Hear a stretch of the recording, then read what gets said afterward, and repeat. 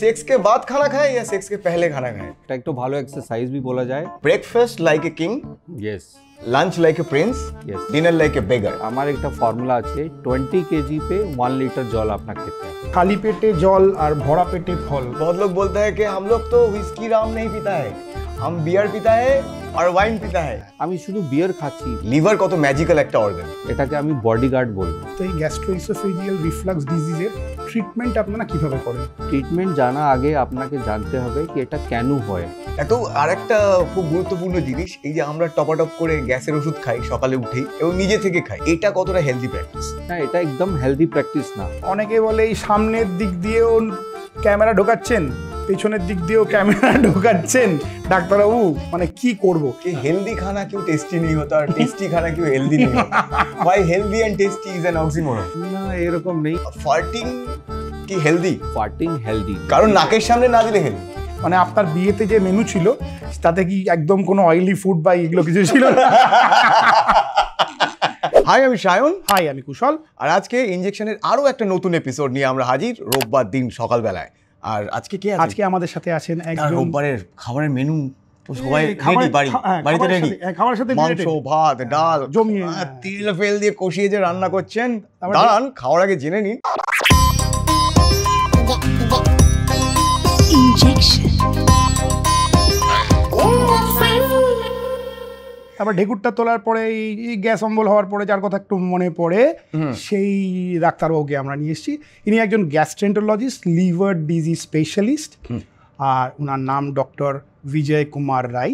খুবই সিনিয়র একজন মানুষ, 15 ইয়ার্স উনি প্র্যাকটিস করছেন এবং বাকিটা তো স্যার কে সাথ হাম লোগ Baat করেগা। So sir, leave gastro सेंटरेर उन्हीं director. Thank you so much. Actually इंसान का प्रश्न रहता है যে সেক্স के बाद खाना खाए या सेक्स के पहले खाना खाए? সেক্সকে আগে খাবার খেলে একটা আপনার পেট ভরে যাবে, পেট ফুলে যাবে, গ্যাস হয়ে যাবে, ব্লোটিং হয়ে যাবে, তো হতে পারে আপনি সেক্স भी করতে পারেন না। তো আমি তো সাজেস্ট করবো একটা লাইট খাবার খেয়ে তারপরে আপনি যেতে পারেন। আর फिर যখন আপনি কমপ্লিট हो जाए তো একটু রিল্যাক্স করে আপনি फिर अगर খিদে লাগে তো আপনি খেতে পারেন। আর ওই the sexual act itself appetiser, appetite বাড়ায়। ও সময় বাড়াবে কি না এটা আমি জানি না, লেকিন পরে জরুর বাড়াবে। এটা একটা ভালো এক্সারসাইজ भी বলা যায়, এটা ফিজিক্যাল এক্সারসাইজ भी হয় আর একটা মাইন্ডকে একটা রিল্যাক্সেশন भी দে। ডেফিনেটলি। কিন্তু আমরা গ্যাস্ট্রেন্টোলজিস্টকে পেয়েছি, আমরা কি বলবো আর যাই হোক। আর ডাক্তারবাবু, পেটে ব্যথা, বাঙালি পেটে ব্যথা নিয়ে প্রচণ্ড ভোগে, পেট ফুলে গেছে, পেটে ব্যথা, কি কি কারণে পেটে ব্যথা হতে পারে? পেটে ব্যথা যে আছে প্রচুর কারণ আছে, লেকিন যেটা কমন আছে যে বাঙালি যে মানুষ যে সাফার করে, যেটা কমন কারণ যে আছে ওটা আছে ওভার ইটিং। এটা কেউ ভাবে না কি ওভার ইটিং জন্য भी গ্যাস হতে পারে, পেট ফুলতে পারে, लेकिन আমি এটাকে ফার্স্ট এটাই বলবো ওভার ইটিং। বিকজ কি হয় কি এখন আপনি দেখেন, আপনি অনুষ্ঠানে যাবেন, দেখবেন মিনিমাম 51 to 100 টাইপস ফুড তো থাকবেই। তো अगर আপনি অল্প অল্প भी খাবেন তখন দেখবেন কতটা আপনি খেয়ে নিয়েছেন। কোনো অনুষ্ঠানে যাবেন মিনিমাম 51 to 100, না তো আমার নাক কেটে যাবে, এত কম জিনিস। তো ওটা দিয়ে কি হচ্ছে কি মানুষ এত খেয়ে ফেলেছে যা আপনি পাকস্থলী যে ক্যাপাসিটি আছে ওটা দিয়ে বাহার চলে যাচ্ছে। যখন বাহার চলে যাচ্ছে, পেটে যে ডাইজেস্টিভ একটা ক্যাপাসিটি আছে ওটা সে যখন আপনি বাহার চলে যাচ্ছেন, অবভিয়াসলি ওটা ডাইজেস্ট হবে না, ওটা গ্যাস তৈরি করবে, নানা প্রকারকে প্রবলেম ক্রিয়েট করবে, পেট ফুলে যাবে, পেটে ব্যথা হবে। তো ওভার ইটিং যে আছে ওটাকে আপনাকে কন্ট্রোল করতে হবে, সব কেউকে কন্ট্রোল করতে হবে। তখন দেখবেন আমার মনে হচ্ছে 50% সমস্যা যে আছে কমে যাবে। হ্যাঁ, এটা ছাড়া ওর কারণ যে আছে আপনার পেপটিক আলসার ডিজিজ আছে। পেপটিক আলসার ডিজিজে মুখ্য কারণ থাকে কেউ যে ব্যথা ওষুধ খায়, या কেউ খাবার যে খাচ্ছে, বাহার থেকে যে খাবার খাচ্ছে, খাবার সঙ্গে या জলের সঙ্গে একটা ব্যাকটেরিয়া থাকে H. pylori bacteria, Helicobacter pylori bacteria, ওটা আপনার পেটের মধ্যে চলে যায়, ইনফেকশন করতে থাকে, আলসার করে, আর ওটার জন্য भी আপনার পেটে ব্যথা হয়। এটা ছাড়া ওর কারণ যে আছে আপনার GERD আছে, GERD গ্যাস্ট্রোইসোফেজিয়াল রিফ্লাক্স ডিজিজ জন্য আপনার যে খাদ্যনালী আছে ওখানে আলসার হয়ে যায়, ওখানে আপনার উপর পেটে উপর ব্যথা হয়। IBS আছে, ইরিটেবল বাউল সিন্ড্রোম, ওমে আপনার তলপেটে বেশিভাবে ব্যথা হয়, উপর भी ব্যথা হয়, তলপেটে भी ব্যথা হয়। এটা ছাড়া যে আছে প্যাঙ্কেটাইটিস রোগ আছে একটা, ক্রনিক প্যাঙ্কেটাইটিস বলে या অ্যাকিউট প্যাঙ্কেটাইটিস, দু টাইপ প্যাঙ্কেটাইটিস হয়, ওখানে भी ব্যথা হয়। ওটা মূলভাবে যে মানুষ মদ খায় या যেনাকে গল স্টোন আছে ওনাকে প্যাঙ্কেটাইটিস হওয়ার সম্ভাবনা বেশি থাকে, আর ওটার জন্য খুব পেটে ব্যথা হয়। তো এই যা আমি কারণ বললাম এটা একটু কমন কারণ, এটা ছাড়া भी প্রচুর কারণ আছে। এই যে কারণ আছে এটা সবচেয়ে কারণ। আচ্ছা, আপনি কলকাতায় তো এত দিন ধরে প্র্যাকটিস করছেন, আপনার কাছে তো এত পেশেন্ট প্রতিদিন আসে, সবচেয়ে কমন পেটের রোগ আপনি কি দেখতে পান? সবচেয়ে কমন যে রোগ আছে ওটা আমি দেখতে পাচ্ছি এখন GRD, gastro oesophageal reflux disease, এটা ফুল ফর্ম। একটু সহজে যদি আমাদেরকে জিআরডি যে আছে মানে কি, জিআরডি মানে গ্যাস্ট্রো ইসোফিজিয়াল, গ্যাস্ট্রো মানে পাকস্থলী, ইসোফেগাস মানে আপনার খাদ্যনলী, রিফ্লাক্স মানে যে অ্যাসিড যে তৈরি হচ্ছে या খাবার যে আপনার পাকস্থলী যাচ্ছে ওটা উপর চলে আসছে, আর উপর যে খাদ্যনলী আছে ওটাকে এফেক্ট করছে, যেটার জন্য সিমটম তৈরি হচ্ছে। কি সিমটম তৈরি হচ্ছে?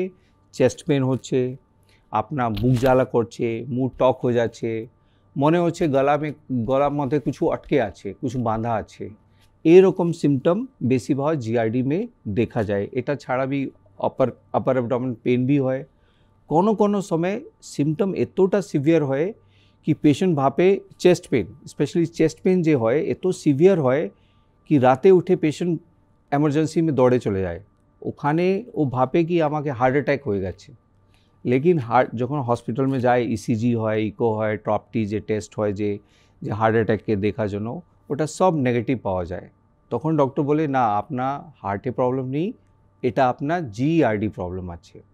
তো জিআরডি আমি দেখছি এটা প্রচুর কমন হয়ে যাচ্ছে।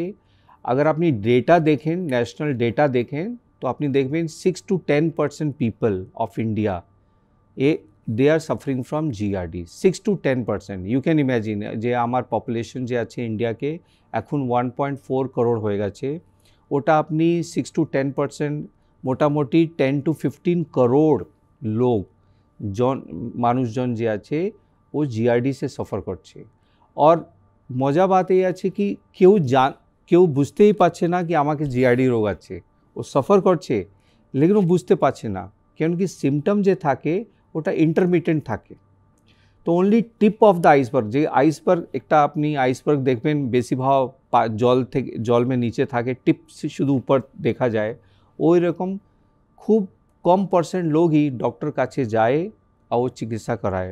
ম্যাক্সিমাম ভালো লোক কী করে ও বুঝতে পারে না, সফর করতে থাকে, কোয়ালিটি অফ লাইফ পুয়ার হয়ে যায়, আগে যাকে ওটা প্রচুর প্রবলেম করে জিআরডি।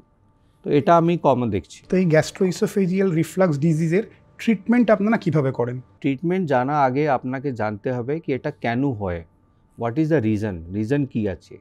তো জিআরডি যে মুখ্য কারণ যে আছে লাইফস্টাইল চেঞ্জেস, যে এখন যে মানুষ যে আছে ওটা বেশিরভাগ ওয়েস্টার্ন লাইফস্টাইল ফলো করছে। সব কেউ তাড়াহুতো में আছে, তাড়াহুতো করে অফিস যেতে হবে, ব্রেকফাস্ট খাচ্ছে না খাচ্ছে, ব্রেকফাস্ট মিস হচ্ছে, তারপরে নানা প্রকার চিন্তা, টেনশন, প্রচুর রাতে ঘুম ভালো হচ্ছে না, টাইম সে ঘুমাচ্ছে না, কেউ তো নাইট শিফট করছে, ডে में ঘুমাচ্ছে, কোনো সময় ডে কোনো সময় নাইট। তো বেশিরভাগ যে লাইফস্টাইল যে চেঞ্জেস হয়েছে ওটার জন্যই আপনার জিআরডি রোগ বেড়ে যাচ্ছে, ইন্ডিয়া में বেড়ে যাচ্ছে। वेस्टर्न अगर আপনি ডেটা দেখেন তো ওখানে আপনি 20% পিপল যে আছে জিআরডি সে সফর করে। আদার রিজন আছে weight gain, smoking, alcohol intake, এসব জন্য भी আপনার জিআরডি রোগ বেশি তৈরি হয়। তারপরে ওভার ইটিং।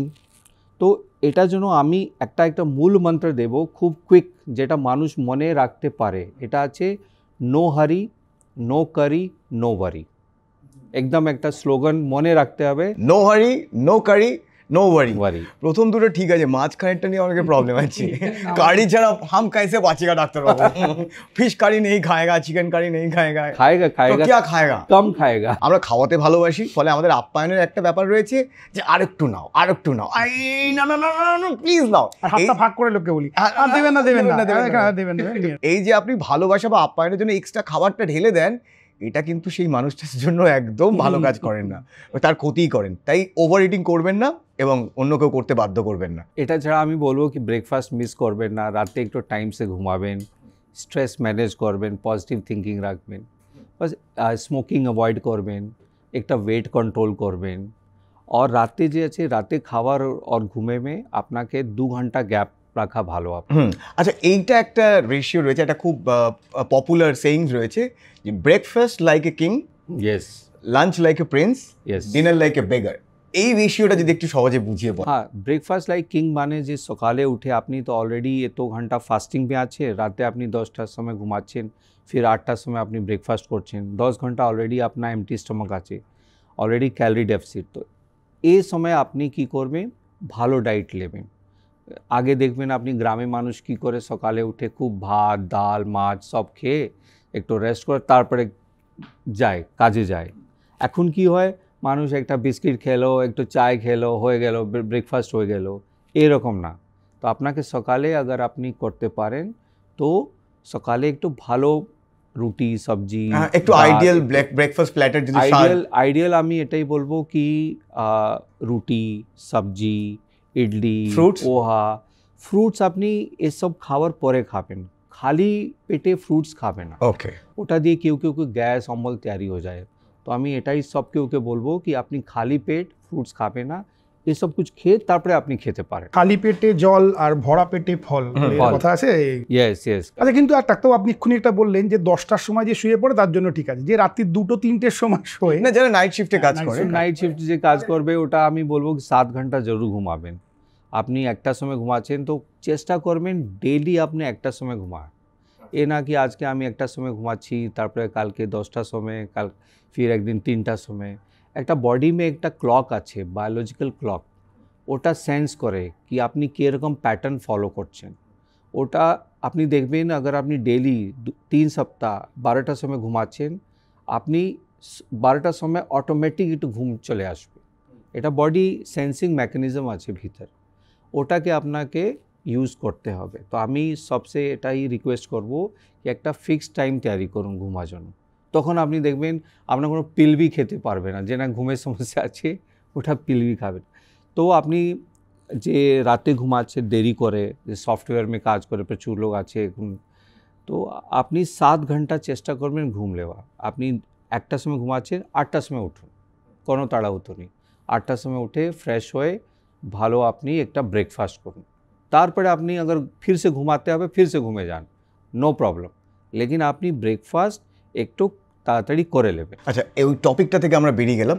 ফার্স্ট হলো ব্রেকফাস্ট লাইক এ কিং, এবং আইডিয়াল লাঞ্চ মানে ওই ভাত ডাল সবজি একটু স্যালাড একটা, এটা আপনার লাঞ্চের জন্য ভালো। ভাত ডাল সবজি, ভাত ডাল মাছ, ঠিক আছে, দিনে এটা হলো।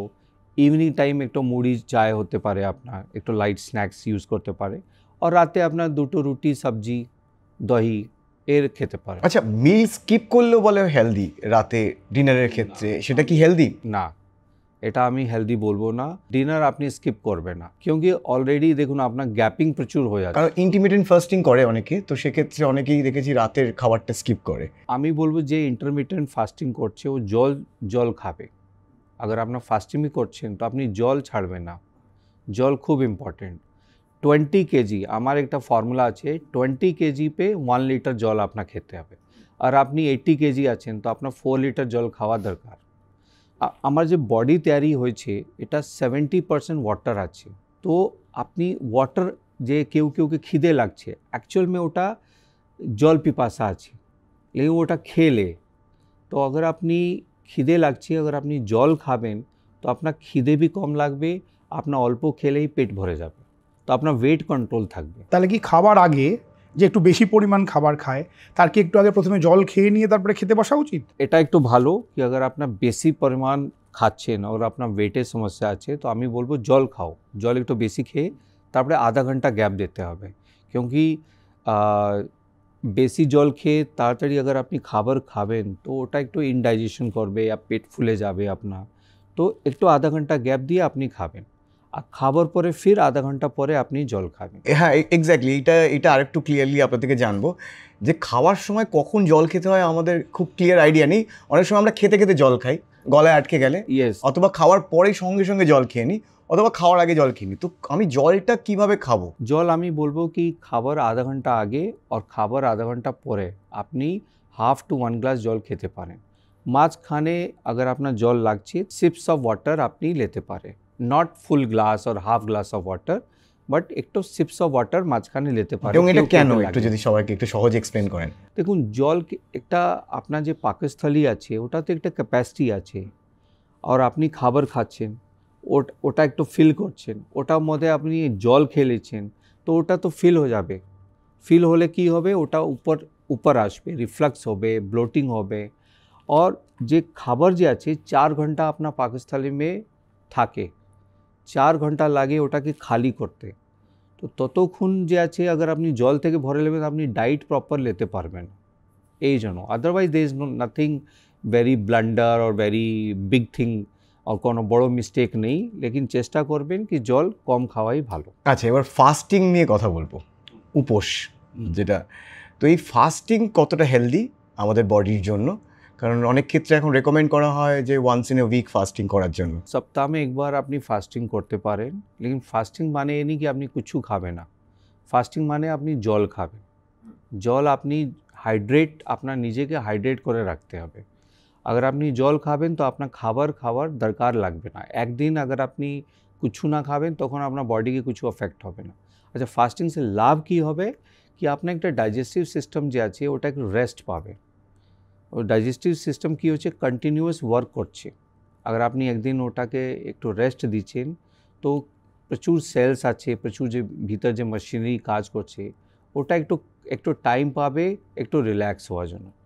তো এটাই আছে কি ফাস্টিং করলে কি হবে, আচ্ছা ওয়েট কন্ট্রোল হবে আপনার। अगर এক্সেসিভ আপনার ডায়েট মাঝে সাঝে হচ্ছে, আপনি অনুষ্ঠান গিয়ে একটু বেশি খেয়ে ফেলছেন, ওটা দিয়ে কম্পেনসেট হয়ে যাবে। এই চাय और कॉफ़ी हम लोग खाली पेट में সকালবেলা उठ के ही खाता है, तो ये हेल्दी है या अनहेल्दी है? না, আমি তো বলবো দেখুন খালি পেটে চায় খাওয়া ভালো না, क्योंकि চায় में কি আছে ক্যাফিন থাকে, কফি में भी থাকে, ওটা কি করে একটা ইরিটেন্ট মতো কাজ করে পেটের জন্য।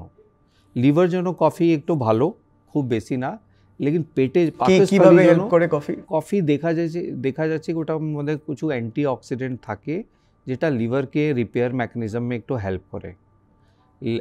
এটা ট্রায়াল में भी দেখা গেছে, লেকিন এক্সেসিভ না। লেকিন কফি কি করে কি আপনার যে স্টমাক লাইনিং আছে ওটাকে একটু অ্যাফেক্ট করে। এই জন্য খালি পেটে আমি বলবো কফি না খাওয়াই ভালো। अगर আপনি খাচ্ছেন তো ওটার সঙ্গে কিছু বিস্কিট খেতে পারেন या কিছু মুড়ি খেতে পারেন, ওটার সঙ্গে আপনি কফি খেলে ওটা নিউট্রালাইজ হয়ে যাবে। ওর একটা প্রশ্ন আছে, কোনো প্রশ্ন নেই আমার। প্রশ্ন আছে ওর প্রশ্ন আছে হচ্ছে ও বলছিল যে এই কোভিডের সময় ওই যে স্যানিটাইজার ছিল সেখানে প্রচুর অ্যালকোহল ছিল, হাত পা ধুয়েছে, তো অ্যালকোহল ইটসেলফও তো স্যানিটাইজারের মতোই, তো বলছে ওটা খেলে কেন অসুবিধা? তো লিভারের জন্য তো ভালো হওয়া উচিত, পরিষ্কার করে দেবে। करेक्ट। ওটা লিভার में অ্যাকচুয়ালি যাচ্ছে না, ওটা তো যাচ্ছে স্টমাক में। আপনি যে অ্যালকোহল খাচ্ছেন ওটা যাচ্ছে স্টমাক में, স্টমাক থেকে ওটা অ্যাবজর্ব হচ্ছে, অ্যাবজর্ব হয়ে আপনার ব্লাড में আসছে, আর ব্লাড দিয়ে ওটা যাচ্ছে লিভার में গিয়ে ওটা কনভার্ট হয়ে যাচ্ছে, ওটা অ্যালকোহল থাকছে না, ওটা একটা ফ্যাটি অ্যাসিড में কনভার্ট হয়ে লিভার में जाके ডিপোজিট হয়ে যাচ্ছে, আর লিভার মেও থেকে যাচ্ছে এক্সেস অ্যালকোহল। আচ্ছা, বডি কি করে, লিভার কি করে আপনাকে অ্যালকোহলকে ডিটক্সিফাই করে, ওটাকে ভেঙে চেষ্টা করে কি বাইল থেকে, পিত্ত থেকে या ইউরিন থেকে বার করে দেওয়া। লেকিন যখন আপনি এক্সেস কোয়ান্টিটি में খাচ্ছেন যেটা লিভার ক্যাপাসিটি से বাহার চলে যাচ্ছে, তখন ওটা যাকে আপনার লিভার में ডিপোজিট হয়ে থাকছে। আর অ্যালকোহল খেলে তাড়াতাড়ি কেউ মরে না या তাড়াতাড়ি লিভার ড্যামেজ হয় না, ওটা একটু টাইম লাগে, 1 year, 2 year, 5 year, 10 years, depending upon your alcohol intact.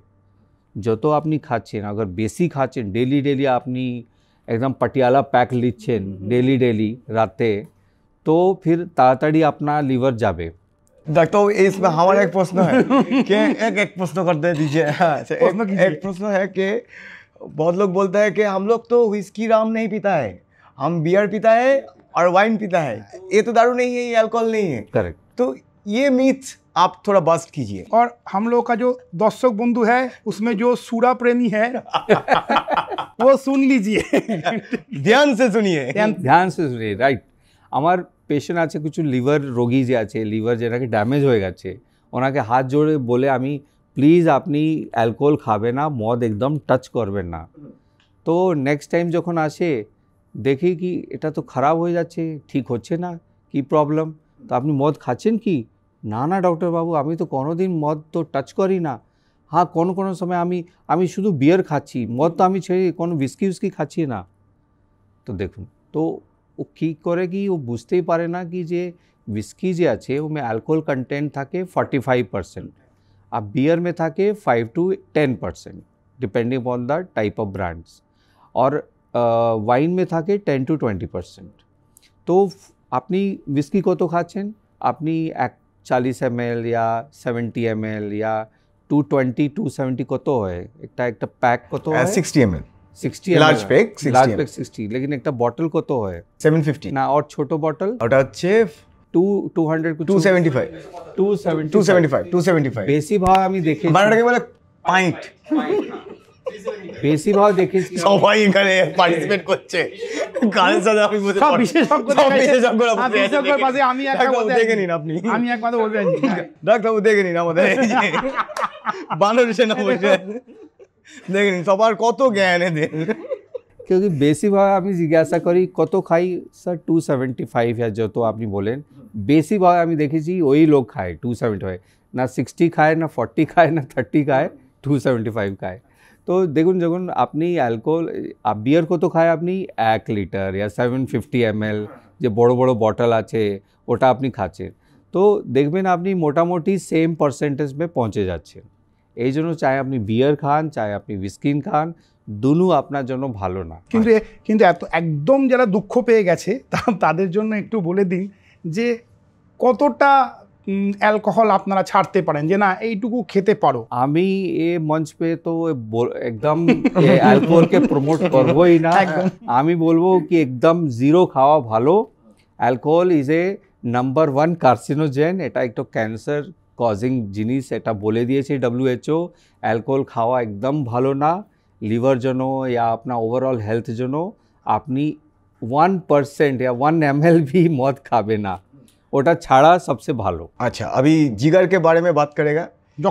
যকৃত मतलब লিভার, yes। কারণ আমাদের ডাক্তারবাবু লিভার স্পেশালিস্ট, সো আমরা একটু লিভারকে সহজে বুঝবো, লিভারের কি কাজ এবং লিভার কত ম্যাজিক্যাল একটা অর্গান। দেখুন, লিভার যে আছে আপনার একটা, আমি বলবো কি এরকম অর্গান যে বডিগার্ড মতো কাজ করে, এটাকে আমি বডিগার্ড বলবো।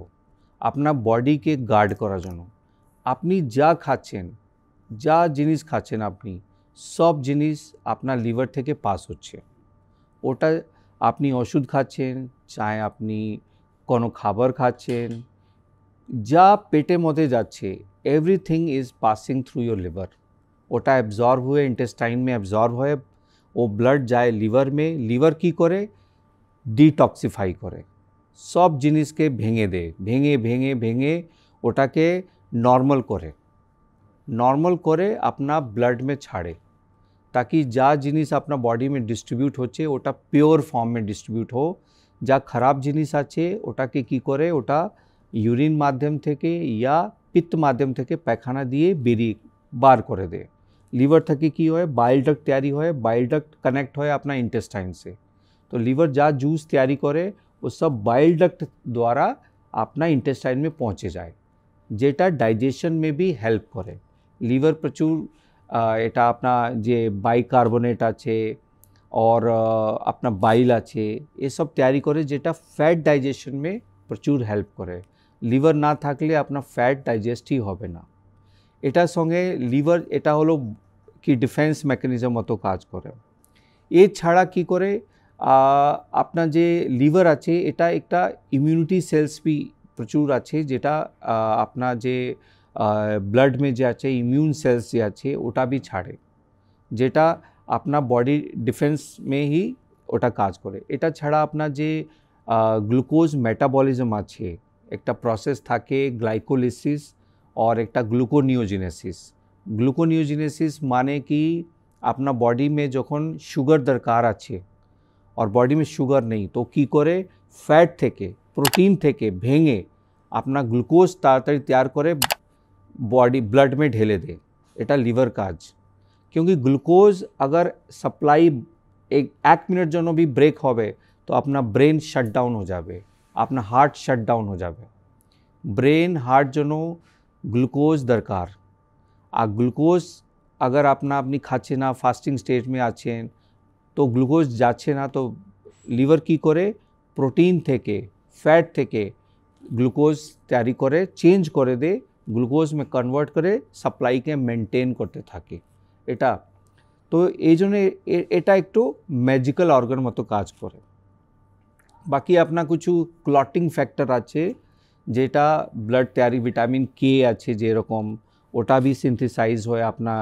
লিভার में যে মানুষকে লিভার ড্যামেজ থাকে ওনাকে ভিটামিন যে ক্লটিং ফ্যাক্টর যে আছে ওটা কমে যায় ক্লটিং ফ্যাক্টর মানে যখন আপনার যেরকম কেটে যাচ্ছে হাত কেটে যাচ্ছে তো আপনি দেখেছেন ওটা কি হয় कि बंद हो जाए निजे निजे ब्लड क्लॉट करे अपना ब्लीडिंग बंद हो जाए এটা বন্ধ করা में प्रचुर क्लॉटिंग फैक्टर লাগে ওমে कुछ क्लॉटिंग फैक्टर যে আছে লিভার তৈরি করে আর একটা ব্যাপার শুনেছি ডাক্তারবাবু যে এই যে আমাদের চুল নখের মতো লিভারও নাকি এমন একটা অর্গান যেটা বাড়ে মানে কেটে দিলে আপনি গজিয়ে যায় একদম আপনি ঠিক শুনেছেন এটা উপরই আপনার লিভার ট্রান্সপ্লান্ট বেসড আছে লিভার কি হয় যে ডোনার থাকে যেটা अगर আমার কোনো বন্ধু আছে যেনাকে লিভার দরকার আছে আমি আমার নিজে লিভার ডোনেট করতে পারি 60% লিভার আমার কেটে পেশেন্টকে লাগিয়ে দেওয়া যায় 40% যে থাকে আমার যে 40% লিভার আছে ওটা গ্রো করে 100% হয়ে যাবে আর যেখানে 60% যাবে या 50% যা যাবে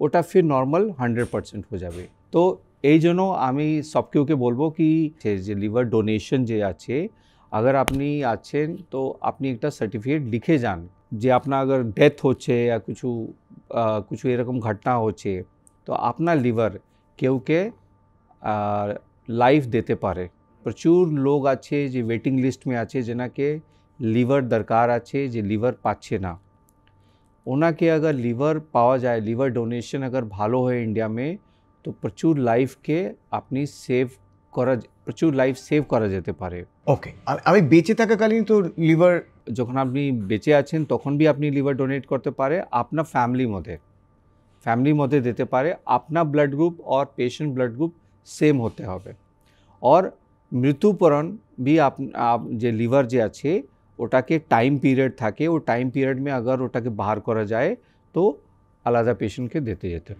আচ্ছা এইবার আসি হচ্ছে কি করে বুঝবো মানে কি দেখে বোঝা যাবে যে আমার লিভার হেলথ ভালো নয় মানে আমাদের তো চেহারায়ও ভিজিবল হয় লিভার খারাপ থাকলে यस तो अगर अपना चेहरा पे या गर्दन स्पेशली गर्दन যে আছে अगर খুব মোটো আছে या কালো হয়ে যাচ্ছে এখানে কালো দাগ পড়ে যাচ্ছে या हाथ में দেখবেন আপনার আঙ্গুল में কালো দাগ হয়ে যাচ্ছে মানে কি আপনা নেই আপনা ভালো আছে এটাকে স্ট্রায়া বলা যায় স্ট্রায়া এটা अगर ফর্ম করছে মানে কি আপনাকে ফ্যাটি লিভার দিকে আপনি যাচ্ছেন তো এরকম পেশেন্টকে কি দরকার या লোককে দরকার এক্সারসাইজ করা ডায়েট ঠিক করা ওয়েট কম করা ওটা দিয়ে भी আপনার ফ্যাটি লিভার বিনা ওষুধকে ঠিক হয়ে যাবে ওটার জন্য কোনো ওষুধ খেতে লাগবে না just diet control and exercise এটা করলেই আপনার লিভার একদম পুরো নর্মাল হতে পারে লিভার আমি যেরকম বললাম কি লিভার এত ভালো রিজেনারেটিভ ক্যাপাসিটি থাকে কি একটা প্রচুর ইনসাল্ট যে আছে না বরদাস্ত করতে পারে লিভার যে আছে লেকিন একটা লিমিট আপনিও মানুষ আছেন আপনিও ইনসাল্ট একটা লিমিটমেই বরদাস্ত করতে পারেন ওই রকম আর আপনি লিভার পে ইনসাল্ট করবেন লিভার ইনসাল্ট মানে খুব খাওয়া দাওয়া করছেন খুব রিচ খাবার দিচ্ছেন টক্সিন অ্যালকোহল স্মোকিং এসব দিচ্ছেন তো একটা লিমিট তক ও নিজেকে রিপেয়ার করতে থাকবে নিজেকে ব্যাক টু নর্মাল করতে পারবে লেকিন একটা লিমিট ক্রস হলে ও করতে পারবে না আর লিভার ফির আপনার খারাপ হওয়া শুরু হয়ে যাবে মানে অ্যাকান্থোসিস নাইগ্রিগান্স ইয়া এই যে আছে এই যে আপনার যে দেখছেন এটাকে অ্যাকান্থোসিস নাইগ্রিগান্স বলা যায় या স্ট্রায়া নাইগ্রিগান্স বলা যায় তো এ তখনই হয় যখন আপনার বডি में ইনসুলিন রেসিস্টেন্স বাড়ছে insulin resistance is a indicator of fatty liver এবার আমরা একটা খুব ইম্পর্টেন্ট রোগে ঢুকবো খুব প্রচুর লোক এই রোগটায় ভোগে এবং এই প্রচুর লোক চায় এই রোগের চিকিৎসা হোক। IBS, irritable bowel syndrome. Irritable bowel syndrome আমি এটা রোগ বলবো না, এটা একটা ডিসঅর্ডার আছে। ডিসঅর্ডার মানে কি এই যে প্রবলেম যে আছে এটা সিমটমসেই ডায়াগনোসিস হয়, এটা কোনো টেস্ট নেই কি আমি এটা টেস্ট করলে আমি IBS বলে দেব। এটা কি হয়, পেশেন্ট যখন আসে একটা পেটে ব্যথা, তারপরে পায়খানা ক্লিয়ার হচ্ছে না, ইয়া পায়খানা বারবার হচ্ছে, পায়খানা যে রাস্তা গেলে পায়খানা পেয়ে যাচ্ছে, আর ये সিমটম পেশেন্টকে 6 মাসে বেশি থাকছে। এ নিয়ে কি আমার সিমটম হয়েছে 1 মাস থেকে या 6 दिन থেকে या 10 दिन থেকে তো আমি IBS বলে দেবো না। ये সিমটম ক্রনিক হতে থাকে। अगर আপনার সিমটম 6 মাসে বেশি আছে, পেটে ব্যথা হচ্ছে, পায়খানা গোলমাল চলছে, या তো পায়খানা হচ্ছে না या পায়খানা বেশি হচ্ছে, তো এই রকম সিমটম কনস্টেলেশনকে IBS বলা যায়। IBS বেশি ভয় 3 টাইপসকে হয়, বেশি ভয়। IBS constipation predominant, diarrhoea predominant, একটা থাকে মিক্সড, কোনো সময় কনস্টিপেশন হবে, কোনো সময় ডায়রিয়া হয়। अगर IBS পেশেন্টকে কোনো अलार्मिंग सिम्टम नहीं, अलार्मिंग सिम्टम माने कि अपना बिना कारण वेट लॉस হয়ে যাচ্ছে, খিদে নেই, পায়খানা যে আছে কালো হচ্ছে, या বমি, পেশেন্টকে বমি হয়ে যাচ্ছে, বমি में কালো কালো কফি মতো পার্টিকেল আসছে, তো এইরকম সিমটমকে अलार्मिंग सिम्टम বলা যায়। তখন পেশেন্টকে কিছু টেস্ট করতে লাগে যেটা সে কনফার্ম হয় কি এটা IBS ही আছে, এটা কোনো খারাপ রোগ নেই। খারাপ রোগ মানে কি কোনো কোলন ক্যান্সার তো নেই, या কোনো কোলাইটিস या ইনফ্লামেটরি বাউল ডিজিজ তো নেই। ইনফ্লামেটরি বাউল ডিজিজ মানে কি क्रॉन्स डिजीज, अल्सरेटिव कोलाइटिस, এটাকে ইনফ্লামেটরি বাউল ডিজিজ বলে। ওমে भी पेशेंट के पेटे ব্যথা হয়, বারবার পায়খানা যেতে লাগে, लेकिन इरिटेबल बाउल सिंड्रोम में कोनो वेट लॉस या कोनो शारीरिक क्षति হয় না, लेकिन इन्फ्लेमेटरी बाउल डिजीज में पेशेंट के वेट लॉस হয়, রক্ত কমে যায়, পেটে ব্যথা খুব সংঘাতি ব্যথা হয় কি কোনো কোনো সময় ইনজেকশন দিতে লাগে या हॉस्पिटलाइज করতে লাগে। तो IBS বেশি ভয় একটা ডিসঅর্ডার যেমে পেশেন্টকে বেশি কোনো ড্যামেজ হয় না, হসপিটালাইজেশন লাগে না, জাস্ট পেশেন্টকে একটু অস্বস্তি ফিল হয় और পায়খানা একটা সমস্যা হয়। তো আরেকটা খুব গুরুত্বপূর্ণ জিনিস, এই যে আমরা টপাটপ করে গ্যাসের ওষুধ খাই সকালে উঠেই এবং নিজে থেকে খাই, প্যান্ডি মেরে দিলাম, একটা র্যানট্যাক মেরে দিলাম বিভিন্ন সময়, এটা কতটা হেলদি প্র্যাকটিস? না, এটা একদম হেলদি প্র্যাকটিস না। আমি এটা একদম সাজেস্ট করব না কি আপনি নিজে ডক্টরি করুন, নিজে সেলফ মেডিকেট করুন, এটা একদম ভালো না। কেন কি হয় কি আপনি अगर আপনার ভিতর এখন কোনো প্রবলেম নেই, लेकिन পরে যাকে কোনো বড় রোগ ডেভেলপ হচ্ছে আর আপনি ये सब গ্যাসের ওষুধ খেয়ে ওটাকে সাপ্রেস করছেন, তো পরে যাকে ডায়াগনোসিস যে যখন হবে তখন ওটা প্রচুর লেট হয়ে যাবে। এটা ফার্স্ট। সেকেন্ড যে আছে এই সব গ্যাসের ওষুধে সাইড ইফেক্ট भी থাকে, খাসকর যে আপনি প্যান্ডি যে বললেন, ডি যে গ্রুপ থাকে যেমন ডমপেরিডন, ডি মানে ডমপেরিডন, या একটা প্যান এল या লিভোসালপ্রাইড যে থাকে ওটার সঙ্গে, তো ये सब ওষুধ কী করে আপনার ব্রেন पे এফেক্ট করে, और ब्रेन पे একটা हार्मोन থাকে प्रोलैक्टिन हार्मोन, ওটাকে বাড়িয়ে দেয় বডি में। प्रोलैक्टिन हार्मोन বাড়লে কি হয়, মেয়েকে ব্রেস্ট থেকে মিল্ক শুরু হয়ে যায়। ইভেন আনম্যারিড ফিমেল যে আছে ও अगर প্যান্ড এরকম ওষুধ খায় তো ব্রেস্ট থেকে মিল্ক চলে আসে। আর আমি দেখেছি প্রচুর মেয়ে গাইনোকোলজিস্ট কাছে যাচ্ছে या স্ত্রী রোগ বিশেষজ্ঞ, ও জানতে পারছে না কি আমি এই ওষুধ খাচ্ছি ওটার জন্য হচ্ছে, ওটার জন্য চিকিৎসা হচ্ছে কি আমার ব্রেস্ট মিল্ক চলে আসছে, তো এটা একটু side effect. Second side effect যে থাকে ওটা এল্ডারলি লোক মে, বৃদ্ধ লোক যে খাচ্ছে এখানে যে এরকম ওষুধ যে মিসইউজ করছে, ওনাকে একটা খাস প্রবলেম হয় যেটাকে বলা যায় ড্রাগ ইন্ডিউসড পার্কিনসন্স, মানে এই ওষুধ দ্বারা পার্কিনসন্স ডিজিজ তৈরি হয়। পার্কিনসন্স ডিজিজ में কি হয়, হাত কাঁপা শুরু হয়ে যায়, হাঁটা চললে অসুবিধা হয়, পেশেন্টকে মুভমেন্ট में প্রবলেম হয়, ভালো মুভমেন্ট করতে পারে না, স্টিফ ফিল করতে পারে, এরকম রোগ চলে আসে। আর এত কোনো কোনো সময় এত সিভিয়ার হয় কি ওটাকে ঠিক করা প্রচুর কঠিন হয়ে যায়। এই জন্য আমি বলবো কি নিজে থেকে কোনো গ্যাস ওষুধ লং টার্ম খাবে না। 2-4 দিন হলো আপনি খেতে পারলেন ঠিক আছে, अगर গ্যাসের সমস্যা আছে আপনি ডক্টর কাছে যান, ওটা কারণ খুঁজুন কি কেন আপনার হচ্ছে, ওটাকে কারণকে ঠিক করুন, আপনার গ্যাসের ওষুধ লং টার্ম খেতেই লাগবে না। অনেকে বলে এই সামনের দিক দিয়েও ক্যামেরা ঢোকাচ্ছেন, পেছনের দিক দিয়েও ক্যামেরা ঢোকাচ্ছেন, ডাক্তারবাবু মানে কি করব? এই যে এন্ডোস্কোপি আর এই যে কোলোনোস্কোপি, এই নিয়ে পেশেন্ট প্রচণ্ড ভয় থাকে।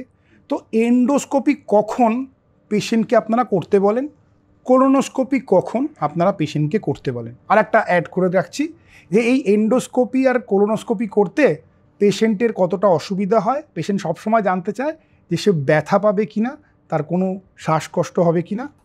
এন্ডোস্কোপি কোলোনোস্কোপি যে আগে হতো ওটা কি হতো, লোকাল স্প্রে দিয়ে আর লোকাল জেলি দিয়ে হতো। मतलब এন্ডোস্কোপি में কি করা যায়, একটা স্প্রে দেওয়া যায়, অ্যানেস্থেটিক স্প্রে, যেটা দিয়ে গলা যে আছে অস্বস্ಥ কি বলে অ্যানেস্থেটাইজ হয়ে যায়, তখন ওটা গলা में বুঝতে পারে, लेकिन যখন পাইপ যায় ওটা বুঝতে পারে পেশেন্টকে ডিসকমফর্ট হয়।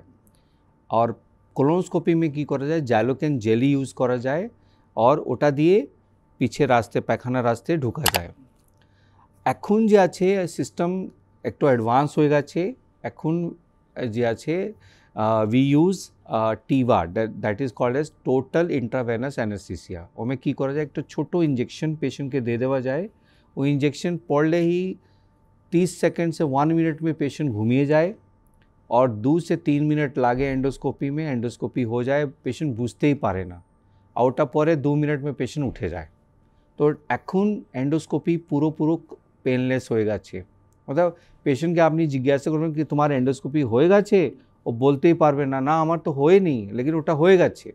এইরকম কোলোনোস্কোপি भी হয়ে গেছে কি ওটা সেম ইঞ্জেকশন দেওয়া যায়, ইঞ্জেকশন দিলে অ্যানেস্থেটিস্ট থাকে, ওই একটা ইঞ্জেকশন দিয়ে, খুবই সেফ ইঞ্জেকশন, ওটা দিলে পেশেন্ট 10 মিনিট জন্য ঘুমিয়ে যায়, 10 মিনিট में আপনার কোলোনোস্কোপি কমপ্লিট হয়ে যায়, পেশেন্ট উঠে বাড়ি চলে যায়, বুঝতে পারে না কি ওনাকে হলো কি না হলো। তো এটা হলো কি how much safe and how much easy is now, এটা খুবই সেফ আর ইজি হয়ে গেছে, কোনো ভয় নেই। আচ্ছা, কোলোনোস্কোপি ইন্ডিকেশন আমি বলবো, কোলোনোস্কোপি যে করা যায় যখন পেশেন্টকে ক্রনিক ডায়রিয়া হচ্ছে। ক্রনিক ডায়রিয়া মানে কি, ডায়রিয়া যেটা 1 মান্থ থেকে বেশি হচ্ছে। কোনো পেশেন্ট আছে যেনাকে 1 মান্থ সে বেশি হয়ে গেছে, লুজ মোশন হয়ে যাচ্ছে, বারবার পায়খানা হয়ে যাচ্ছে, তখন কোলোনোস্কোপি দরকার লাগে, জানা যেন কি এক্স্যাক্ট ডায়াগনোসিস কী আছে। এটা আইবিডি ইনফ্লেমেটরি বাউল ডিজিজ भी হতে পারে, কোনো ক্যান্সার भी হতে পারে, কোনো ক্রনিক ইনফেকশন भी হতে পারে, ওটা বিনা কোলোনোস্কোপিকে ডায়াগনোসিস সম্ভব নেই। তো এটা হলো ক্রনিক ডায়রিয়া। সেকেন্ড, अगर পেশেন্টকে কালো পায়খানা হচ্ছে या ব্লিডিং হচ্ছে, যেটা থামছে না, রুকছে না, তখন কোলোনোস্কোপি দরকার আছে। থার্ড আছে অ্যানিমিয়া, আনএক্সপ্লেইনড অ্যানিমিয়া, পেশেন্টকে রক্ত কমে যাচ্ছে, ও বুঝতে পারছে না পেশেন্টকে রক্ত কমে যাচ্ছে, আর স্টুল টেস্ট যে আছে, ওই স্টুল টেস্ট में বলছে কি স্টুল অকাল্ট ব্লাড যে আছে ওটা পজিটিভ পাওয়া যাচ্ছে, তখন কোলোনোস্কোপি দরকার আছে। এছাড়া পেটে ব্যথা হচ্ছে, পেট ফুলে যাচ্ছে, মনে হচ্ছে কি পেটের মধ্যে কোনো এটা একটা বল ঘুরছে, পেটের মধ্যে একটা বল ঘুরছে और पेशेंट के বমি বমি ভাব লাগছে, যেটাকে বলা যায় পার্শিয়াল ইন্টেস্টাইনাল অবস্ট্রাকশন। পেশেন্ট যে খাবার খাচ্ছে या স্টুল যে হচ্ছে অবস্ট্রাক্ট হয়ে যাচ্ছে, ওটা সিমটম কি হবে, পেশেন্ট পেটে ব্যথা হবে, পেশেন্টকে ফিল হবে কোনো বল ঘুরছে, এরকম পেশেন্টকে भी কোলোনোস্কোপি করতে লাগে, জানা জন্য কি কোনো কোলন में কোনো ন্যারোয়িং তো হচ্ছে না।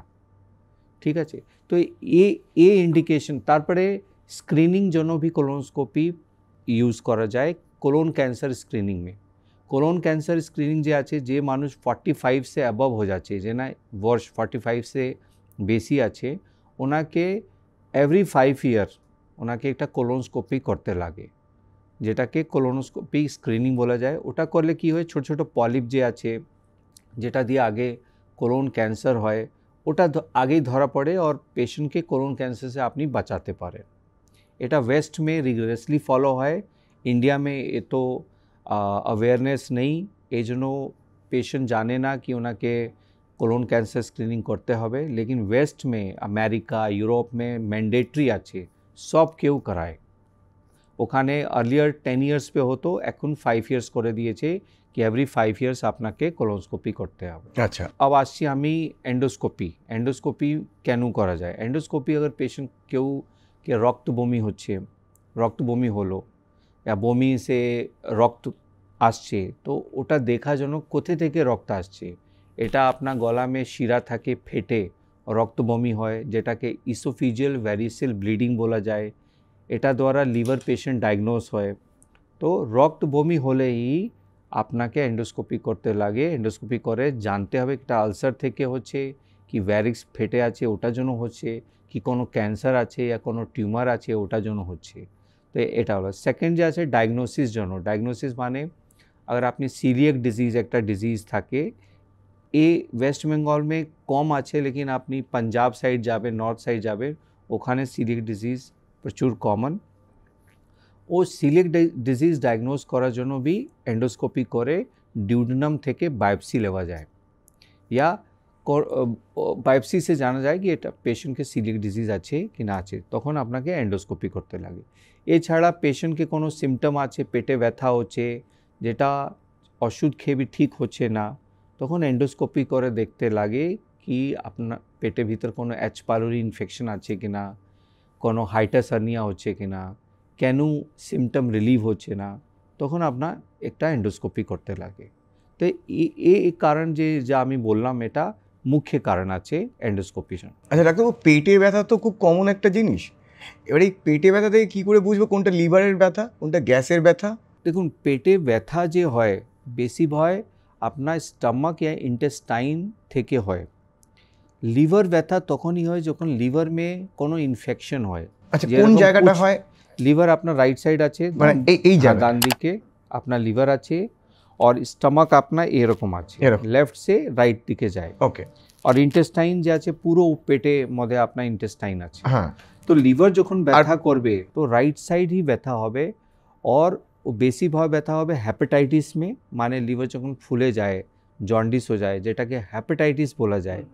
তো যখন মানুষকে হ্যাপাটাইটিস হবে তখনই ব্যথা করবে, या লিভার মে পুঁজ জমে যায়, যেটাকে লিভার অ্যাবসেস বলা যায়, ওটা হলে भी এই সাইডে ব্যথা হবে।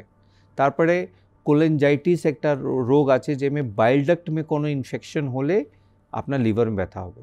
लेकिन फैटी লিভার জন্য या লিভার সিরোসিস হচ্ছে ওমে পেটে ব্যথা করবে না। লিভার জন্য ব্যথা তখনই করবে যখন লিভার में या तो ইনফেকশন আছে या লিভার में কোনো ক্যান্সার তৈরি হচ্ছে, এটার জন্য ही লিভার ব্যথা হলে মানে বড় জিনিস হয়ে গেছে। আদারওয়াইজ শুধু ফ্যাটি লিভার জন্য কোনো দিন লিভার में ব্যথা হয় না। সেকেন্ড আছে প্যানক্রিয়াস আপনার এখানে হয়। প্যানক্রিয়াস একটা গ্ল্যান্ড আছে, লিভার মতোই গ্ল্যান্ড, যে এখানে থাকে লেকিন পিছনে থাকে, এটা একদম ভার্টিব্রার কাছেই আছে। প্যানক্রিয়াস প্রচুর লোক জানে না প্যানক্রিয়াস কি, একটা গ্ল্যান্ড যেটা আপনার ডাইজেশন কন্ট্রোল করে और সুগার কন্ট্রোল করে। প্যানক্রিয়াস থেকে ইনসুলিন তৈরি হয়, প্যানক্রিয়াস থেকে গ্লুকাগন হারমোন তৈরি হয়, যেটা আপনার গ্লুকোজ মেটাবলিজমকে ব্যালেন্স করে। প্যানক্রিয়াস যে হয়, প্যানক্রিয়াস এফেক্ট হয় যে মদ খেয়ে প্যানক্রিয়াস ফুলে যায়, ফেটে যায়, যেটা ধরুন প্রচুর ব্যথা হয়, পেশেন্ট থাকতেই পারবে না, এত সিভিয়ার ব্যথা হয়।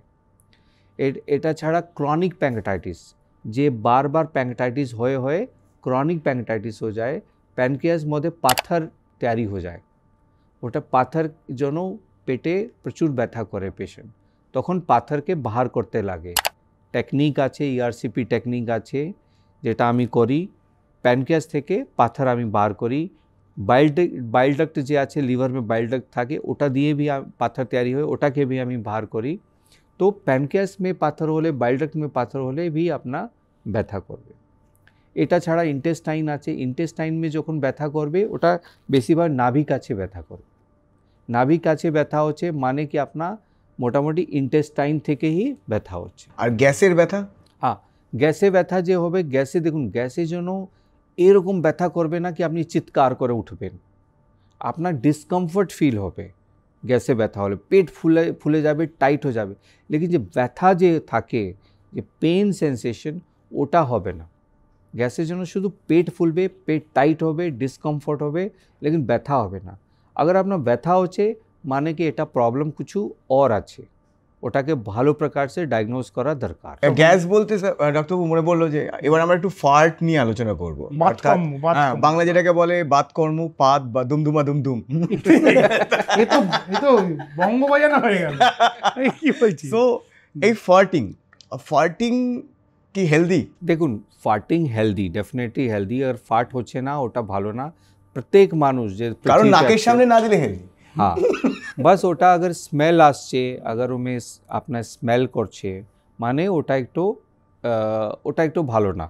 স্মেলিং अगर ফার্ট আসছে মানে কি পেটে যে ব্যাকটেরিয়া থাকে, গট মাইক্রোবায়োটা বলা যায়, আপনার যে ইন্টেস্টাইন আছে ওমে 1.5 কিলো ব্যাকটেরিয়া থাকে। 1.5 কিলো ওজন দিয়ে अगर আপনি মাপবেন ওটা 1.5 কিলো হবে। ট্রিলিয়ন অফ ব্যাকটেরিয়া আপনার পুরো ইন্টেস্টাইন মে ভর্তি আছে। আর এটা 300 to 500 টাইপস অফ ব্যাকটেরিয়া আছে। ব্যাকটেরিয়া ছাড়া ফাঙ্গি, প্রোটোজোয়া, নানা প্রকারকে আপনার যে আছে একটা আলাদা ইকোসিস্টেম আপনার পেটের মধ্যে আছে। ও কী করে, যখন আপনি খাবার খায়, যে খাবার ডাইজেস্ট ভালো হচ্ছে না, আনডাইজেস্টেড থেকে যাচ্ছে, ওটা উপর ব্যাকটেরিয়া অ্যাক্ট করে যায়। আর অ্যাক্ট করলে কোনো সময় হাইড্রোজেন সালফাইড या মিথেন নামক গ্যাস তৈরি করে, যেটা দিয়ে ফার্ট মে স্মেল আসে।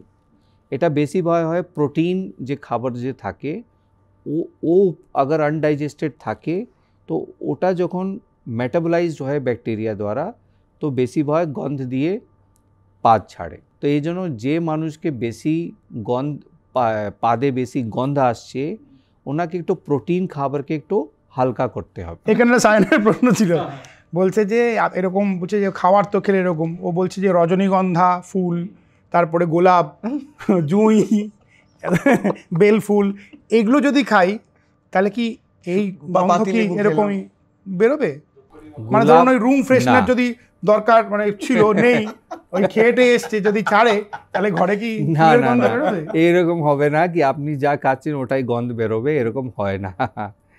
যা ও পুরো মেটাবলাইজ হয়ে যায়, ওটা আলাদা জিনিসই তৈরি হয়ে যায়। আচ্ছা, একটা থিওরি রয়েছে যেটাতে আওয়াজ বেশি সেটাতে গন্ধ হয় না, যেটাতে গন্ধ হয় আওয়াজ হয় না। এটা কেন? এটা একটু সায়েন্টিফিক্যালি আপনি এক্সপ্লেইন করুন। এটা উত্তর আমার কাছে নেই। কিন্তু এটা তো সত্যি। জীবনে প্রথম কোনো গ্যাস্ট্রোএন্টারোলজিস্ট এরকম প্রশ্নের উত্তর দিচ্ছে না, বাট ইটস আ ফ্যাক্ট। হ্যাঁ, ইটস আ ফ্যাক্ট। এরকম নেই, কেউ কি আওয়াজ করলে भी গন্ধ আসে। হ্যাঁ হ্যাঁ, দেখা যায় কি আওয়াজ যে আসছে ওর में গন্ধ, लेकिन আওয়াজ করলে মানুষ ধরা পড়ে কি কে করছে, এমনি কে করেছে, এটা দুষ্কর্ম যে কাজ যে আছে কে করেছে। বেসিক্যালি যারা ওই ভিড় বাসে করে তারাই কিন্তু বলে কে করেছিস তাকেই ধরতে হয় কিন্তু ফার্স্ট থাকে। বিটনুন পাতায় মানে বিটনুনের স্মেল, ওটাই হাইড্রোজেন সালফাইড গ্যাস। ওই বললাম তো কি প্রোটিন খাবার যে আছে যে বেশি খাচ্ছে আর ডাইজেস্ট হচ্ছে না, ওভার ইটিং করে ফেলছে। আপনার প্রোটিন খাবার যে দরকার আছে ওটা এত আছে, আপনি এত খেয়ে নিচ্ছেন, খুব মাংস খাচ্ছেন, মাছ খাচ্ছেন, ডাল খাচ্ছেন, আর ওটা ডাইজেস্ট পুরোপুরি হচ্ছে না, কিছু থেকে যাচ্ছে, ওটা ব্যাকটেরিয়া অ্যাক্ট করে যায় আর আপনার গ্যাস ফর্ম করে। তো যে মানুষকে এরকম গন্ধের সমস্যা আছে, পাদের সমস্যা আছে, ওনাকে এটাই বলবো খাওয়ার ইনটেক একটু কম করে দিন আর প্রোটিন ইনটেক একটু কম করে দিন। আর ভেজিটেবলস আছে, ভেজিটেবলস भी আপনি আনকুকড, কোনো সময় আনকুকড যে ভেজিটেবল থাকে যে ভালো প্রকার সে তৈরি না, ওটা भी ডাইজেস্ট হয় না, ওটা দিয়ে भी পাদ বেশি তৈরি হয়। ডাক্তার, এবার একটু ওয়েলনেস নিয়ে কথা বলবো। কলা কতটা ইম্পর্টেন্ট কলা খাওয়া আমাদের পেটের জন্য, কাঁচকলা বা এমনি কলা? लेकिन কলা যে আছে, যে মানুষ যেনাকে কনস্টিপেশন সমস্যা আছে, যে ভালো পটি হচ্ছে না, ওনার জন্য কলা খুব ভালো। ওটা ফাইবার রিচ থাকে, একটু বডিকে ফাইবার দেয়, এটার সঙ্গে ক্যালোরি রিচ থাকে, ওটা আপনার এনার্জি দেয়। তো যে মানুষ একটু উইক আছে, পায়খানা সমস্যা আছে, ওনার জন্য কলা খাওয়ার খুব ভালো। আবার পেট খারাপ হলে কাঁচকলা খেতে বলে। হ্যাঁ, পেট খারাপ হলে কাঁচকলা খেতে পারেন, লেকিন পেট अगर খারাপ হচ্ছে না, কম হচ্ছে, মতলব পটি কম হচ্ছে, তখন পকা কলা আপনার জন্য ভালো। আচ্ছা, কনস্টিপেশনের জন্য। আচ্ছা ডাক্তারবাবু, এবার হচ্ছে আমাদের প্রিয় রোগ আমাশা নিয়ে কথা বলবো। যে আমাশা কেন হয় এবং যাদের রেগুলার আমাশা হয় তাদের কি প্র্যাকটিস করা উচিত? কোন আমের মানে ল্যাংড়া হিমসাগর সেটাও ডাক্তারবাবু বলবেন। আচ্ছা, আমাশা যে আছে, আমাশা যে সমস্যা আমি বলবো এটা আইবিএস সমস্যা, irritable bowel syndrome constipation predominant যেনাকে কনস্টিপেশন থাকে ওনাকে আমাশা সমস্যা তৈরি হবে। আমাশা কি? এটা মিউকাস যে পটির সঙ্গে বেরোচ্ছে। মিউকাস কেন তৈরি হয়? যে কোলন যে আছে আপনার, যে বড় আঁত যে আছে, ওখানে যখন আপনি প্রেস করছেন, আপনি জোর দিচ্ছেন পায়খানার জন্য, তখন কি হচ্ছে? হার্ড স্টুল হচ্ছে। হার্ড স্টুলকে লুব্রিকেট করার জন্য বডি নিজে নিজে মিউকাস তৈরি করে, যেটা দিয়ে হার্ড স্টুল সে আপনার কোলন में কোনো ক্ষতি না হয়। যখন ওটা বেরোয় আপনার যে পায়খানা যে মলদ্বার যে আছে या পায়খানার রাস্তা আছে, ওটাকে ড্যামেজ না করে, ওটার জন্য বডি একটা ডিফেন্স মেকানিজম তৈরি করেছে মিউকাস তৈরি করা। তো যখন পেশেন্টকে কনস্টিপেশন হবে, ও প্রেস করবে, যখন হার্ড স্টুল বেরোবে या স্টুল কম বেরোবে, ওটার সঙ্গে আমাশা भी বেরোবে। ওটা একটু কোনো খারাপ রোগ না, ওটা কনস্টিপেশনকে একটা পার্ট আছে। লেকিন মানুষ ওটা দেখে প্রচুর ভয় পেয়ে যায় কি এটা কী বেরোচ্ছে, আমার আমাশা কেন হচ্ছে। তো আমি এরকম প্রচুর পেশেন্ট আছে যেটা আমাশা ভয় দিয়েই রোগ তৈরি হয়ে যায় ওনাকে, मतलब ওনার কোনো রোগ নেই, লেকিন আমাশা ভয়েই একটা বড় রোগ হয়ে যাচ্ছে। ওরকম পেশেন্টকে আমি এটাই বলবো কি আপনি আমাশার জন্য ভয় পাবে না। अगर রক্ত আমাশা হয়, मतलब আমাশার সঙ্গে রক্ত আসছে या কালো কালো আমাশা হচ্ছে, তখন আপনি ডক্টরকে দেখাবেন। লেকিন সাদা আমাশা হচ্ছে তো ওটার জন্য ভয় না। আর ওটার ট্রিটমেন্ট কি আছে? পায়খানাকে ঠিক রাখা, मतलब কনস্টিপেশনকে ঠিক করলে। কনস্টিপেশন अगर আপনি ঠিক থাকবে, পায়খানা এমনি ঠিক হচ্ছে, তো আমাশা হবেই না। তো ডাক্তারবাবু এবার কতগুলো মিথ আপনার থেকে জানতে চাইবো আমি, আর ডাক্তারবাবু জিজ্ঞেস করবেন। Okay. তো আপনি বলবেন এটা মিথ নাকি ফ্যাক্ট। প্রথম হচ্ছে এলএফটি থেকে, এলএফটি ব্লাড টেস্ট রিপোর্ট থেকে লিভারের সমস্ত বিষয় জানা যায়, লিভারের সমস্ত ডিজিজ জানা যায়। তো এটা একটু মিথ বলবো আমি, এটা ফ্যাক্ট না। এলএফটি যে আছে, কোনো লিভার সিরোসিস পেশেন্ট भी আছে আমার কাছে, যেনাকে লিভার ড্যামেজ হয়ে গেছে 50% লিভার, ওনাকে भी এলএফটি আপনি করবেন, কোনো সময় দেখবেন পুরো নর্মাল, সবই নর্মাল চলছে, দেখুন ওনাকে লিভার 50% ড্যামেজ হয়ে গেছে। আর কেউকে কন্ডিশন যেরকম অ্যাকিউট ভাইরাল হেপাটাইটিস হয়ে গেছে, ওমে দেখবেন বিলিরুবিন এত বেড়ে গেছে, এনজাইম এত বেড়ে গেছে, 1000 में হয়ে গেছে, फिर भी ওটা কি করে ধীরে ধীরে 7 दिन 10 दिन में ওটা পুরো ঠিক হয়ে যায়। তো শুধু এলএফটি पे আপনার ডিপেন্ড হতে হবে না। अगर আপনার এলএফটি अगर নর্মাল আছে আর আপনি ভাবেন না আমার লিভার একদম ওকে আছে, আমি মদ খেয়ে যাব, আমার এলএফটি ঠিক আছে, ওটা একটু ভুল। আর আপনার এলএফটি একটু বাড়লে আপনি বেশি চিন্তা भी করবেন না কি আমার বড় রোগ হয়ে গেছে। হতে পারে আপনার সাধারণ ফ্যাটি লিভার হয়েছে या ভাইরাল হেপাটাইটিস হয়েছে, ওটা ওষুধ দ্বারা और নর্মাল খাওয়া দাওয়া এক্সারসাইজ করলে ওটা ঠিক হয়ে যায়। তো শুধু এলএফটি पे আপনি পুরোপুরি ডিপেন্ড হতে পারবে না। লিভার ট্রান্সপ্লান্ট করলেই কি লিভারের ডিজিজ সেরে যায়? দেখুন লিভার এটা আমি ফ্যাক্টই বলবো কি अगर পেশেন্ট যে আছে লিভার সিরোসিস পেশেন্ট হয়ে গেছে, ওনাকে পুরোপুরি লিভার ড্যামেজ হয়ে গেছে, তখন লিভার ট্রান্সপ্লান্ট ওনাকে একটু সার্ভাইভাল অ্যাডভান্টেজ দেবে, ওনার লাইফকে বাড়িয়ে দেবে। এখন দেখা যাচ্ছে কি 80% লোক 10 বছর বেশি জিন্দা থাকছে লিভার ট্রান্সপ্লান্ট করে। এটা মানে না কি লিভার ট্রান্সপ্লান্ট হলো আমি লং লাইফ হয়ে যাবে, লং লাইফ হবে লেকিন নর্মাল লাইফ হবে না। আরেকটা মিথ হচ্ছে, মিথ কি ফ্যাক্ট আপনি বলবেন, শুধুমাত্র অ্যাডাল্ট পেশেন্টদেরই লিভার ডিজিজ হয়। না, এটা একটু মিথ আছে। প্রচুর বাচ্চাকে भी লিভার প্রবলেম আসে, হেপাটাইটিস যেরকম আছে বাচ্চা में भी দেখা যায়। কোনো জেনেটিক প্রবলেম থাকে প্রচুর যে বাচ্চাকে এফেক্ট করে, আর যেরকম সিস্টিক ফাইব্রোসিস আছে, প্রাইমারি বিলিয়ারি অ্যাট্রেজিয়া আছে, এরকম প্রচুর রোগ আছে যেটা লিভারকে ড্যামেজ করে দেয়, আর বাচ্চাকে भी লিভার ট্রান্সপ্লান্ট করতে লাগে। তো শুধু অ্যাডাল্ট না, বাচ্চা भी লিভার রোগ জন্য গ্রসিত হতে পারে। অনেকে বলে যে শুধু মোটা লোকেরই লিভার ডিজিজ হয়, ফ্যাটি লিভার বা লিভার ডিজিজ হয়, তো এটা কি ঠিক? না, এটা একটু अगेन এটা মিথ বলবো আমি, क्योंकि इंडिया में একটা এন্টিটি আছে যেটাকে বলা যায় লিন ন্যাশ, মানে যে পাতলা লোক আছে লেকিন একটা ভুঁড়ি আছে, পট বেলি মতো আছে, ওনাকে भी দেখা যাচ্ছে কি ফ্যাটি লিভার হয়ে যাচ্ছে। তো শুধু আর একটা আমি দেখি কি মোটো লোক আসছে লেকিন ওনাকে পুরো ফিজিক যে আছে এরকম আছে কি পেট বেশি নেই, পুরো এরকম আছে, পুরো হেলদি আছে লেকিন পেট বেশি নেই, ওনাকে भी দেখা যাচ্ছে কি ওনাকে লিভার হেলদি পাওয়া যাচ্ছে। তো শুধু আপনি ভাববেন কি আমি তো লিন থিন, আমাকে কোনো দিন ফ্যাটি লিভার হবে না, এটা একটু ভুল ধারণা। আপনার भी ফ্যাটি লিভার হতে পারে अगर अपना पॉट बेली আছে या अपना जेनेटिक प्रिडिस्पोजिशन আছে अगर আচ্ছা, লিভার প্রবলেমের জন্য হলুদ রং হয়ে যায় আমাদের চামড়ায়, আর এই আপার অ্যাবডোমেনে ব্যথা করে, এটা সত্যি? লিভার, সব লিভার প্রবলেম মে জন্ডিস হয় না। যেরকম ফ্যাটি লিভার যে আছে, লিভার ফাইব্রোসিস আছে, ওমে জন্ডিস দেখা যায় না। জন্ডিস তখনই দেখা যায় যখন অ্যাডভান্স লিভার ড্যামেজ হয়ে যায়, লিভার সিরোসিস হয়, লিভার অ্যাডভান্স হয়ে যায়, या লিভার কোনো ক্যান্সার হচ্ছে, তখন দেখা যায় কি লিভার চোখ হলুদ হয়ে যাচ্ছে। শুধু ওটা আগে ভি अगर প্রচুর জিনিস আছে যেটা দিয়ে আপনা জানা যায় কি আপনার লিভার ড্যামেজ হচ্ছে, যেরকম একটা টেস্ট থাকে লিভার ইলাস্টোগ্রাফি, ওটা আগেই ধরে লে কি আপনার লিভার কতটা ড্যামেজ হয়েছে জন্ডিস হওয়ার আগেই।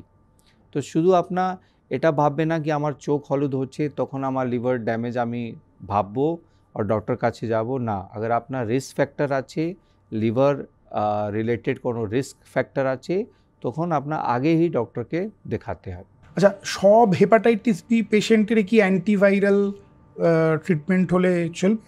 না, দেখুন যে হেপাটাইটিস বি আছে ওটা প্রচুর ফেজ আছে। একটা হয় ইনঅ্যাক্টিভ ক্যারিয়ার স্টেজ, মানে কি হেপাটাইটিস আছে লেকিন যে বডি ইমিউনিটি পাওয়ার আছে ওটা ভাইরাসকে চেপে দিয়ে রেখেছে, ওটা বাড়তে দিচ্ছে না। তখন দেখবেন পেশেন্টকে লিভার একদম নর্মাল থাকে, কোনো লিভার में ড্যামেজ থাকে না, ওরকম পেশেন্টকে কোনো ট্রিটমেন্ট লাগে না, জাস্ট ফলো আপ লাগে। कि ফলো আপ 6 মাস पे 1 ईयर पे ওনাকে ফলো আপ में आते হবে, দেখতে হবে কি ভাইরাস বাড়ছে কি না। যখন ভাইরাস বাড়ছে या ভাইরাস লিভারকে ড্যামেজ করছে তখনই অ্যান্টিভাইরাল দেওয়া যায়। আর ডাক্তারবাবুর ব্যাপারে একটা জিনিস বলি, ডাক্তারবাবুর পড়াশুনো হচ্ছে বারাণসী থেকে। আপনি কি করে বারাণসীর মতন একটা জায়গায় যেখানে চারিদিকে নানান রকমের ফুড প্ল্যাটার সাজানো, ওখান থেকে আপনি গ্যাস্ট্রো নিয়ে পড়লেন কি করে? মনকে কিভাবে রাখলেন? আপনার ইচ্ছে করেনি একটু চাট ফাট খেয়ে নি? না, আমিও চাটপাট খেয়েছি, এরকম নেই। ওটা দেখেই তো আমি গ্যাস্ট্রো চুজ করেছি কি লোক এত খাওয়ার জন্য এত উৎসাহিত আছে কি গ্যাস্ট্রো যে আছে খুবই ভালো, গ্যাস্ট্রো রিলেটেড প্রবলেম যে আছে ওটা বেশি হবে লোককে। তো ওই জন্য আমাকে মনে হলো কি না গ্যাস্ট্রো একটা ভালো ফিল্ড, যেমে আমি প্রচুর জিনিস করতে পারবো। আচ্ছা, বানারস জন্য আমি এটা বলবো কি বানারসি পান আপনি ভুলবেন না। হ্যাঁ, বানারসি পান যে আছে ওটা একটু ভালো জিনিস যে আপনি ইউজ করতে পারেন। আর ভাং একদম খাবে না। আচ্ছা, ও বেনারস বলতে শুধু বাবার প্রসাদই বোঝে, বেনারসে বাবার প্রসাদ ছাড়া অন্য কোনো দিকে যাবে না। তো বিএইচইউ নিয়ে আপনি কিছু বলুন গল্প। হ্যাঁ, খুবই ভালো জায়গা, একটা ভালো ক্যাম্পাস, আর আমি আই এম লাকি কি আমি একটু ভালো সুযোগ পেয়েছি। ওখানে আমি যে গ্র্যাজুয়েশন এমবিবিএস এমডি আমি ওখান থেকেই করেছি। আর ওটা কি আমার যে ব্যাচ ছিল এমবিবিএস ব্যাচ খুব ছোট ব্যাচ ছিল, অনলি আপনার টোটাল যে স্টুডেন্ট 50 স্টুডেন্টস ছিল এক ব্যাচ में এমবিবিএস ব্যাচ में। এত ছোট ব্যাচ ছিল কি কোনো ক্লাস এরকম হতো কি খুব বোরিং ক্লাস আছে ওটা भी করতে লাগতো, मतलब কেউ টিচার পড়াচ্ছে লেকিন ইচ্ছা করছে না অ্যাটেন্ড করবো না, ঘাটে গিয়ে বসি, फिर भी अटेंड करते লাগছো, क्योंकि वो আইডেন্টিফাই করে দে তো কি কে আছে, কে অ্যাবসেন্ট আছে, কে একবার কি হলো কি একটা লেকচার ছিল ফিজিওলজি লেকচার, ওটা খুব मतलब খুব বোরিং বলবো আমি, যে কেউ অ্যাটেন্ড করতে চাচ্ছিল না। তো সেদিন কি হলো হঠাৎ कि सब क्यों भावलो कि ना आमी आज के बंक करबो बाकी लोग जावे एक लोग से की होबे। देखा गेलो कि ओ दिन अपना 90% क्लास ही बंक हो गेलो, 90% क्लास हॉस्टल में बसे आछे। যখন আসলো टीचर আসলো देखलो है क्लास में तो कोथे गेलो स्टूडेंट कोथे आछे, क्योंकि 50 में 90% आउट, तो আপনি বুঝতে পারেন কত লোক আছে। তো আমার টিচার যে লোক মহান টিচার ছিল, আমার সব টিচার খুব ভালো ভালো টিচার ছিল, ওটা হোস্টেল চলে আসলো। হোস্টেল আসে সবকে নক করছে, উঠো নক করছে। কেউ যে আছে জঙ্গিয়া বানিয়ান में আছে সোয়ে আছে, কেউ রকম আছে, হ্যাঁ কে আছে, কে নক করছে, কেউ চিল্লাচ্ছে ভিতর থেকে, ও কেউ বলছে না কি ওটা, দেখছি দরওয়াজা খুলছে দেখছি HOD, ও মাই গড কি হচ্ছে। তখন যে আছে ও দিন আমি কোনোদিন বলবো না। আপনার মিসেসও ডাক্তার, আপনার একই কলেজের? না, আমার মিসেস যে আছে ও এলাহাবাদ মেডিকেল কলেজ से করেছেন, और फिर MBBS ওখান থেকে করেছে, আর গোরখপুর মেডিকেল কলেজে ও MD প্যাথোলজি করেছে। মানে আমি জানতে চাইছিলাম যে আপনার আমার অ্যারেঞ্জ ম্যারেজ ছিল, আমার লাভ ম্যারেজ ছিল না। বাহ, এটা দারুণ অ্যারেঞ্জ হয়েছে। আর আমি দেখেছি ডাক্তারবাবুদের ম্যাক্সিমাম ডাক্তারদের সাথে ম্যারেজ হয়, এটা রেশিওটা অনেক বেশি, এটা কেন? এটা কেন? বিকজ ডক্টর লাইফ এত খারাপ লাইফ, এটা এত টাফ লাইফ যে আপনার বাচ্চাকে আপনার পার্সোনাল লাইফ কিছু থাকে না। ডক্টর লাইফ আপনি দেখবেন আপনার কোনো পার্সোনাল লাইফ নেই, সব সময় আপনি মরিজ নিয়ে হসপিটাল, সব সময় আপনি ওটা নিয়েই থাকতে হবে। তো কি হয় না কি যে ডক্টরই বুঝতে পারবে কি না এটা উপর প্রচুর চাপ আছে, এটা একটা এমার্জেন্সি আছে, সিচুয়েশন আছে। বাকি যে নন মেডিকেল লোক আছে, সব কেউ না, লেকিন প্রচুর লোক যে আছে ও জিনিসকে বুঝতে পারবে না। তো কম্প্যাটেবিলিটি যে বলুন আপনি, ওটা একটু ভালো হয় ডক্টর সঙ্গে ডক্টর। আর তারপরে একটা ওর লাভ আছে কি ডক্টর সেম প্রফেশন আছে তো সেম জায়গায় কাজ করতে পারে, তো দেখাশোনা হতে থাকে। যেরকম আমার ওয়াইফ আমার সঙ্গেই কাজ করেন, তো সবসময় দেখাশোনা হতেই থাকে। लेकिन अगर हाउस वाइफ আছে তো ও বাড়ি পেয়েই আছেন, या আলাদা স্ট্রিমে আছে, ও আলাদা জায়গা আছে, তো अगर আপনার ওনাকে দেখতে হবে, ভেট করতে হবে, তো ফির আপনার বাড়ি যখন যাবে তখনই ভেট হবে। लेकिन अगर সেম প্রফেশন মে আছেন, সেম জায়গা আপনি কাজ করছেন। মানে আপনার বিয়েতে যে মেনু ছিল তাতে কি একদম কোনো অয়েলি ফুড বা এগুলো কিছু ছিল না, মেনু তো আমার বিয়ে पे तो আমার শ্বশুরজি ডিসাইড করেছেন কি। ও আচ্ছা, তো ও তো জানে না, गैस्ट्रोएंटरोलॉजी तो जाने ना, तो नॉर्मल मेनू चिलो। यहाँ पे एक बहुत इंटरेस्टिंग प्रश्न है कि हेल्दी खाना क्यों टेस्टी नहीं होता और टेस्टी खाना क्यों हेल्दी नहीं होता?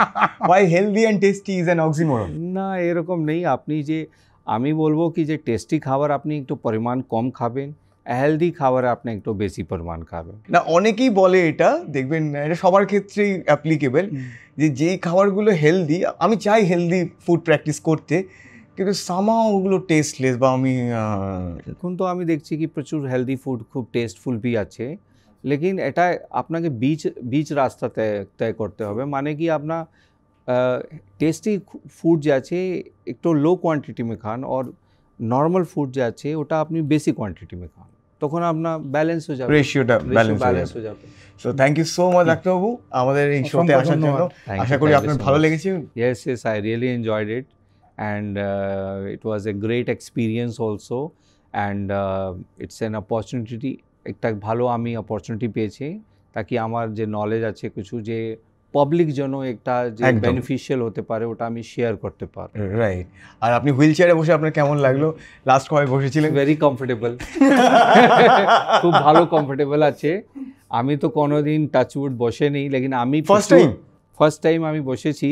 লেকিন আমি আমার মা বসেছে, আমার বাবা বসেছেন, আমার প্রচুর বন্ধু বসেছে, আমি পেশেন্টকে নিয়ে भी আমি প্রচুরবার হুইল চেয়ার আমি তুলে নিজে আমি রাইড করেছি। কোনো সময় তো এমার্জেন্সি চলে আসে কি আপনাকে তাড়াতাড়ি শিফট করতে লাগে পেশেন্টকে, তখন so wheel chair is our integral part of the life. এটা সব সময়ই যে আছে দরকার, কোনো দিন যাবে না এটা। হ্যাঁ, কাউকে যেন মানে অসুস্থতার কারণে হুইল চেয়ারে বসতে না হয়, but wheel chair is fun. মানে আপনারা বাগানে গাড়িতে ঘুরতে পারেন, মানে এটা গাড়ির মতন হিসেবে ট্রিট করে সেই মানে মজা নিতে পারেন, জয় রাইডের মজা। থ্যাংক ইউ সো মাচ ডাক্তারবাবু আমাদের এই শোতে আসার জন্য।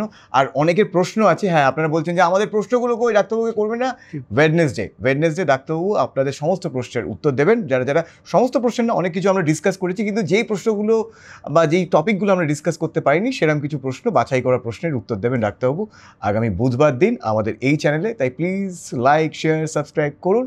আপাতত এখান থেকে বিদায় নিচ্ছি। আমি সায়ন, আমি কুশল। ফিরবো অন্য কোনো পর্বে অন্য কোনো ইনজেকশন নিয়ে।